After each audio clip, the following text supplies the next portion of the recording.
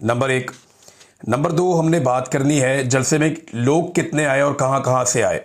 Number तीन, जो जलसागाह के अंदर हुआ और जो स्टेज पे हुआ वो। और नंबर चार, जलसा का जो कंटेंट था, जो लोगों को कहा गया कि आपको हम एक लाया अमल देंगे आइंदा के लिए, उस हवाले से क्या हुआ।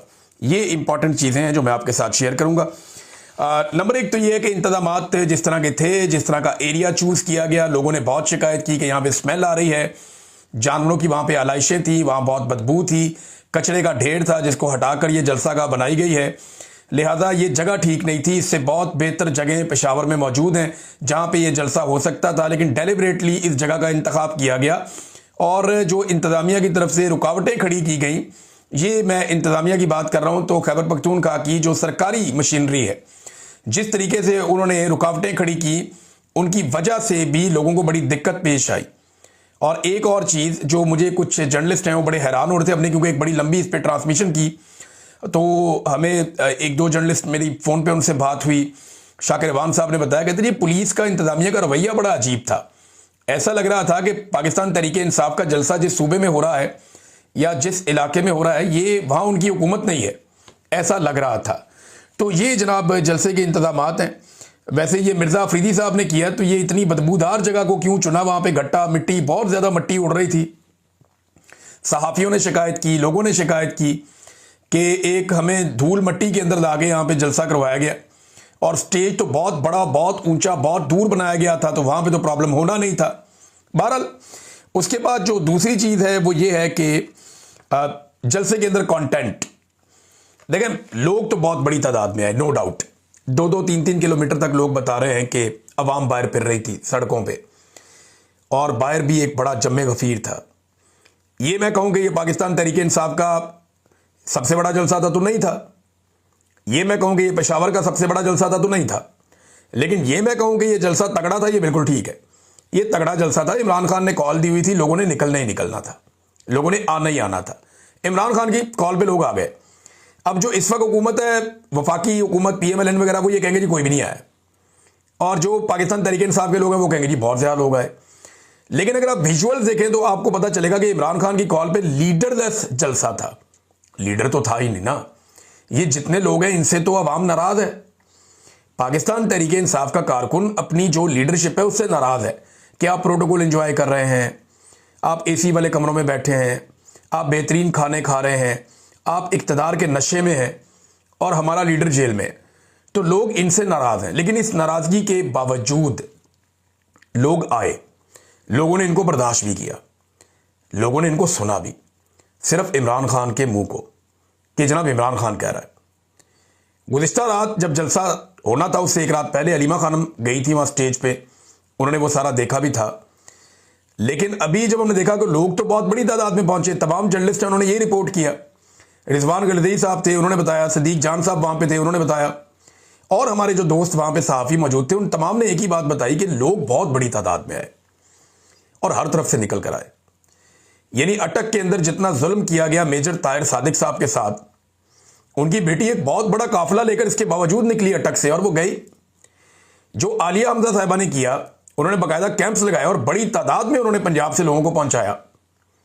फिर खैबर पख्तूनख्वा में हर तरफ से काफिले आए। तो एक तो ये बात मैं आपको कंफर्म कर देता हूं जो सहाफ़ियों ने बताई कि जितने लोग भी जलसागाह के लिए निकले उनमें से बहुत सारे लोग जलसागाह तक पहुंचे ही नहीं, जलसागाह के अंदर भी नहीं गए, क्योंकि मगरिब के वक्त जलसागाह फुल हो गई थी। और इसी वक्त अली अमीन गंडापुर साहब की एंट्री हुई और गंडापुर साहब आ गए जलसागाह में। अब मामला यह है कि जलसे का कंटेंट क्या था, लोग आए क्यों थे। 3-4 बड़े बड़े मामला चल रहे हैं ना इस वक्त। नंबर एक, जो पाकिस्तान तहरीके इंसाफ या आम पाकिस्तानियों के लिए कि इमरान खान जेल में है, उनका तो सबसे बड़ा मसला यह बना हुआ कि इमरान खान जेल में, उसको निकालो बाहर। यह मामला था।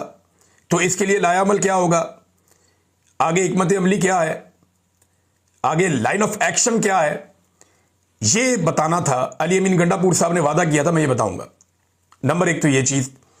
दूसरी एक्सपेक्टेशन ये थी कि खैबर पख्तूनख्वा के अंदर जो एक मिलिट्री ऑपरेशन हो रहा है उसके खिलाफ कोई सॉलिड बात की जाएगी, बताया जाएगा कि मिलिट्री ऑपरेशन कहां हो रहा है, क्यों हो रहा है, इसको कैसे रोकना है, कोई लायामल दिया जाएगा और कोई अनाउंसमेंट खैबर पख्तूनख्वा की हुकूमत अवाम की मौजूदगी में करेगी। दूसरी ये चीज थी जिस पे बात होनी थी। फिर अदलिया के हवाले से बहुत सारे इश्यूज हैं, ह्यूमन राइट्स के इश्यूज हैं और डिफरेंट चीजें जिन पे बात होनी चाहिए थी। जलसा है ना। लेकिन हमने ये देखा कि गंडापुर साहब ने एक रात पहले ये क्लेम किया कि कल मैं सरप्राइज भी दूंगा और लोगों को लाइन ऑफ एक्शन भी दूंगा, यानी मैं बताऊंगा कि आगे करना क्या है। बाकायदा लोगों को वो मिलेगा कि जनाब अब आपने क्या करना है। लोग ये कह रहे थे ना कि आप हमें बताएं जनाब कि अब करना क्या है, हम तो आ गए हैं यहाँ पे, हम तो बार बार आ जाते हैं। लेकिन जो हमें एक बताया जाना चाहिए कि फ्यूचर में करना क्या है और किस तरीके से हमने आगे बढ़ना है और इमरान खान को बाहर कैसे निकालना है, तो वो हमें बताएं। तो ये चीजें नहीं हुई जलसे में। मैं खास तौर पे गंडापुर साहब के लेवल पे बात कर रहा हूं। वो इसलिए कर रहा हूं कि उनसे तवक्को थी ना, जिस वक्त गंडापुर साहब पहुंचे उस वक्त जलसा अपने पीक पे था, यानी पंडाल के अंदर सबसे ज्यादा आवाम उस वक्त मौजूद थी। तो बजाय इसके कि वो अपनी बारी का इंतजार करते, नॉर्मली तो ये होता है ना कि वजीर आला तो आखिरी 2-3 तकारीर में एक तकरीर वजीर आला की होती है। जो प्रोटोकॉल है वो तो यही है कि बैरिस्टर गौहर और सलमान अकरम राजा से पहले गंडापुर साहब तकरीर करेंगे और इनके बाद फिर कोई भी नहीं करेगा। लेकिन एक अजीब बेतरतीब किस्म का जलसा था। कोई समझ नहीं आ रही थी कि इसको चला कौन रहा है और ये चल कैसे रहा है। कोई एक लिस्ट ही नहीं थी। गंडापुर साहब ने देखा इस वक्त रश बना हुआ है, आवाम बहुत ज्यादा आए, फटाफट माइक पकड़ा, तकरीर कर दी। टीवी चैनल से रिपोर्ट किया, मैंने मकामी सहाफियों से पूछा, उन्होंने कहा जी ऐसा नहीं है और इस पैमाने पर नहीं है, स्टेज था ही बहुत दूर, लोग नीचे से रोला डाल ही नहीं सकते थे। गंडापुर साहब ने 5 से 6 मिनट के बीच में एक तकरीर की, लेकिन इस पूरी तकरीर में कोई लाइन ऑफ एक्शन नहीं था, इस पूरी तकरीर में कोई लाया अमल नहीं था, इस पूरी तकरीर के अंदर कोई सरप्राइज नहीं था जो उन्होंने वादा किया। गंडापुर साहब हमेशा वादा कुछ और करते हैं, करते कुछ और है। पहले कहा डी चौक जा रहा हूं, निकल गए। फिर कहा डी चौक जा रहा हूं, गोलियां खाऊंगा, वहां पे मर जाऊंगा और मेरा जनाजा पढ़ा देना, अगर मेरी लाश ना मिले तो गायबाना नमाज जनाजा पढ़ा देना। फिर निकल गए, भाग गए वहां से। और अब उन्होंने रात को कहा कि जनाब मैं कल सरप्राइज देने जा रहा हूं। कोई सरप्राइज नहीं दिया, ना कोई लाया अमल दिया गंडापुर ने। असद कैसर साहब की तकरीर बड़ी जानदार थी। उन्होंने यानी ऑपरेशन के हवाले से गंडापुर ने कोई वजाहत नहीं की, कोई खुल के बात नहीं की, कोई सरप्राइज नहीं दिया, कोई बड़ा ऐलान नहीं किया। बल्कि अली मोहम्मद खान साहब ने एक दिन पहले उनके हवाले से जो समा टीवी के ऊपर एक खबर चलाई गई थी कि कोई बड़ा ऐलान मुतवक्के नहीं है जलसे में, वो खबर दुरुस्त साबित हुई कि अली मोहम्मद खान साहब की जो इंफॉर्मेशन थी वो शायद ठीक थी। और एक चीज हुई कि आर्मी चीफ से दरखास्त की है इमरान खान साहब का मसला हल करने की गंडापुर ने। अब एस्टेब्लिशमेंट के खिलाफ इमरान खान साहब कुर्बानी दे रहे हैं, इनकलाब ला रहे हैं। वो कह रहे हैं मैं मर जाऊंगा, मैं इनके आगे नहीं झुकूंगा। और गंडापुर साहब उसी आर्मी चीफ से दरखास्त कर रहे हैं कि मेहरबानी करके इमरान खान साहब का मसला हल करें, हम 24 करोड़ लोग आपकी फौज बन जाएंगे, हम कुर्बानी देंगे। अब ये गंडापुर साहब ने अगर ये मिन्नत तरलाई करना था तो ये जाके वहां पे GHQ में कर लेते या किसी मीटिंग में कर लेते। तो इमरान खान साहब इनकलाब ला रहे हैं जेल के अंदर, बाहर कहानी कोई और चल रही है और कोई तरतीब ही नहीं है। गंडापुर साहब के बाद कोई और आ जाता है तकरीर करने के लिए, फिर कोई और आ जाता है, फिर बाद में सलमान अकरम राजा साहब आते हैं, उसके बाद रेहाना डार साहब आ जाती हैं, फिर उस्मान डार साहब तकरीर शुरू कर देते हैं, फिर बैरिस्टर गौर साहब आ जाते हैं। यानी कोई तरतीब नहीं थी कि कोई कहां से कैसे बात कर रहा है। आलिया हमदा साहिबा की कोई तकरीर नहीं थी, होनी चाहिए थी, बिल्कुल होनी चाहिए थी, उन्हें मौका मिलना चाहिए था। वो आती है स्टेज पे, लेकिन एक ट्रस्ट डेफिसिट नजर आता है उन लोगों के अंदर जिन लोगों को सजाएं हो चुकी है कि अगर खैबर पख्तूनख्वा के अंदर हम ज्यादा अपने आप को सामने लाएंगे तो शायद हमें पकड़ लिया जाए, हमें गिरफ्तार कर लिया जाए, हमारे लिए मुसीबत पैदा हो जाए। बहरहाल आलिया हमदा साहिबा भी और इमरान खान की बहनें नीचे, वो सामने पंडाल में।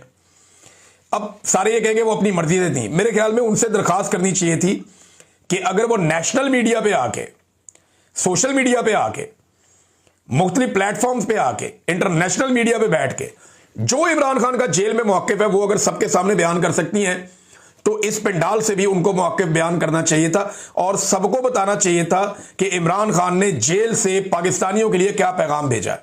क्या फर्क पड़ता है? नहीं, फर्क क्या पड़ता है इससे? सबको सियासत करने का हक है, सवाए उन लोगों के जिन्होंने हलफ लिया हुआ है कि वो सियासत में मुदाखलत नहीं करेंगे। अब जिन्होंने हलफ लिया हुआ है कि वो सियासत में मुदाखलत नहीं करेंगे वो तो राज्य के कर रहे हैं और अलीमा खानम को इजाजत नहीं है कि वो अपने भाई का पैगाम सुनाए। अब मुझे पता है कि अलीमा खानम यही कहेंगी बाद में कि जी मैं तो खुद नहीं गई या मैं क्यों जाऊं स्टेज पे, भी मैं करता, लेकिन वो हो सकता है कह भी नहीं। लेकिन मेरे ख्याल में ये